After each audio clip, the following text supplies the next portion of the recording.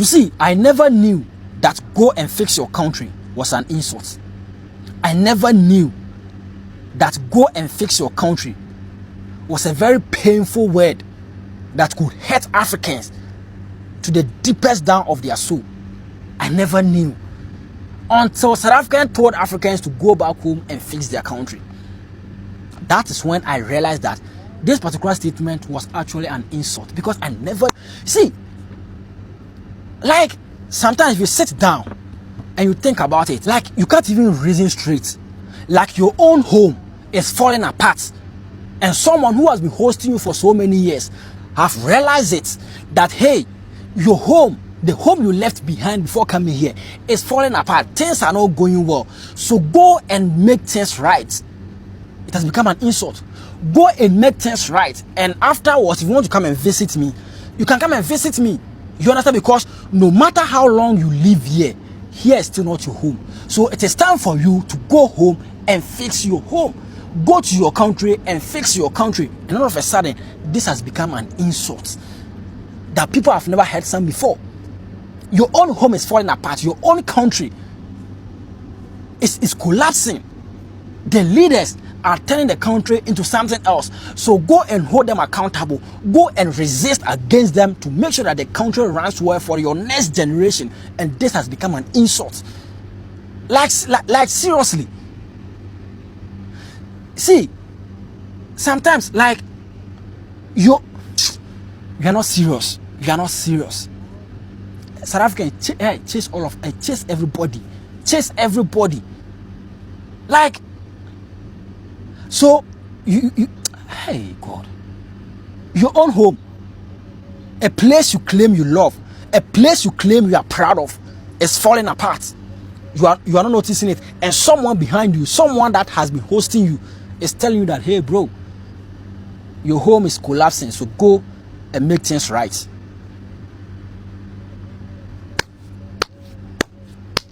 I never knew that go back home or go and fix your country was an insult. I never knew. Hey, Africa.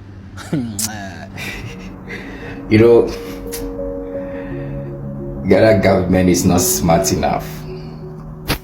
You know, Ghanaian officials are just a bunch of jokers before my eyes. You know, they are comedians. And then, for me, I don't see it as a disrespect to call them hypocrite or useless or careless. You know, but for me, I think I've been vindicated several times, because the beginning of this whole xenophobic thing, as Ghanaian government claims, or call South Africa, or no, telling the whole world that South Africans are xenophobic and claiming Ghanaians are not safe.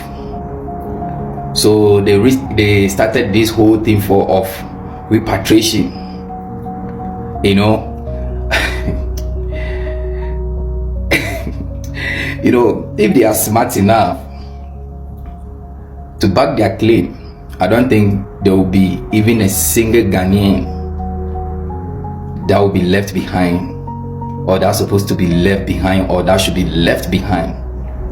Not to talk of those that have been screened and are due to repatriated. You know, but what do we see? We see many Ghanaians left on the street. The same street that they say Ghanaians are not safe in. The same country that they said Ghanaians' life are at stake. They have left them behind for 3 solid months, and none of these people life have been touched. That should tell you that Ghana government lied to the world about the situation in South Africa. You see, so supposedly, you know, South Africa is xenophobic. I think, like, there should be no single soul that or from Ghana that should be left behind. And for them, if they are smart enough, they could have backed their claim by repatriating every Ghanaian that was screened. We are not talking about those that are not screened. We are talking about those that are screened and are due for repatriation. They're supposed not to be even one single, like a single soul left behind. But what do we see? There are hundreds of Ghanaians that are left on the streets of South Africa for months. Some don't have food to eat. They don't have place to sleep. So I think Ghana government needs to come and apologize to South Africans. Yeah. They need to come and apologize to South Africans. And they have exposed themselves. And even as at now, if we Ghanaians, we are not smart enough and learn from this situation to come to realization that our leaders do not care for us.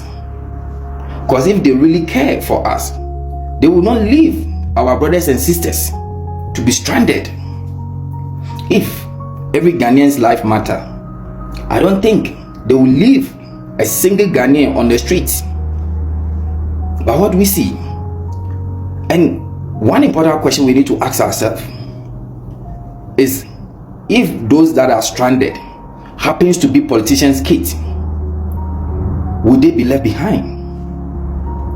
You know, our politicians are just using us for their gains and to play their political games, and we need to be smart enough to come to that point of saying that enough is enough. They are using us for their political gains. You know, so I will repeat and say South Africans are not xenophobic. Because if South Africans are xenophobic, by now those Ghanaians that have been left on the streets, not even a single soul will be left. Like, their life would have been taken.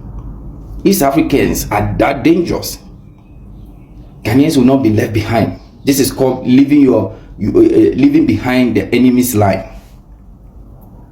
You know, so it is what it is. Ghana government is not smart enough, and then these xenophobic things have exposed their intelligent capability, have exposed their hypocrisy, and have exposed how they are not smart enough. Because if they do, they will back their claim by repatriating every single Ghanaian. But if we still have Ghanaians behind in South Africa, and to a point where those that are supposed to be repatriated are left behind for months and they are safe, then South Africa is not xenophobic. Go back home. Go home. Awula hamba kini, go home. Hamba mfethu. Hamba. Hamba nje ekhaya awubulawa. Akekho umuntu ongenalo ikhaya. You know why? You know, every time someone has ever told me that, they said, Zivani, I don't know. I feel like nothing is working out here. I feel like I don't know what I'm doing. I don't know where this thing is going. I usually just tell them, simple, go home. I'm a guy. You need to go home. I don't know what I'm doing. I don't get it, and I don't know. I don't understand. I'm a guy. And you know, if you go to Luke 15 verse 16, it says, the lost son was so hungry, he longed to eat what the pigs were eating. This is what it says. Not that he ate with the pigs. Hey, go back and read this. It's what my dad always says. He says, I sometimes wear seafood. So if my dad says something like that, you didn't read it accurately. So read it accurately.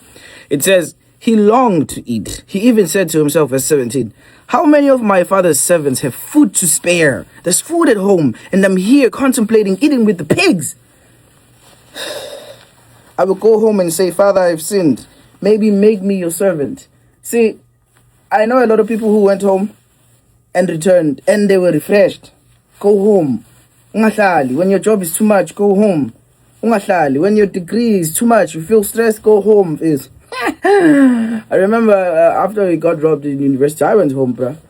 I went home. I didn't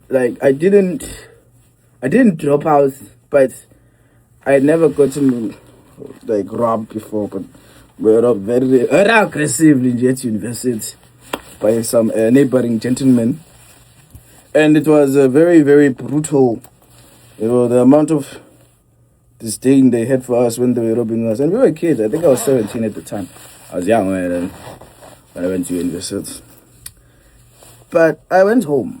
I didn't, but I'd go home sometimes, you know, and I came back feeling fine, feeling better. I know some people who leave and say, hey, and you didn't fail when you go home. You didn't fail. Home is where the heart is, guys. Don't stay away from home when you need it. I go home. When I go home, I don't even need more than a week.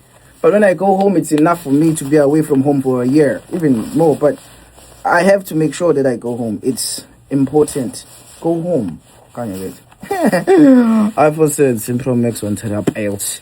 Paid in full. Turn the TV off.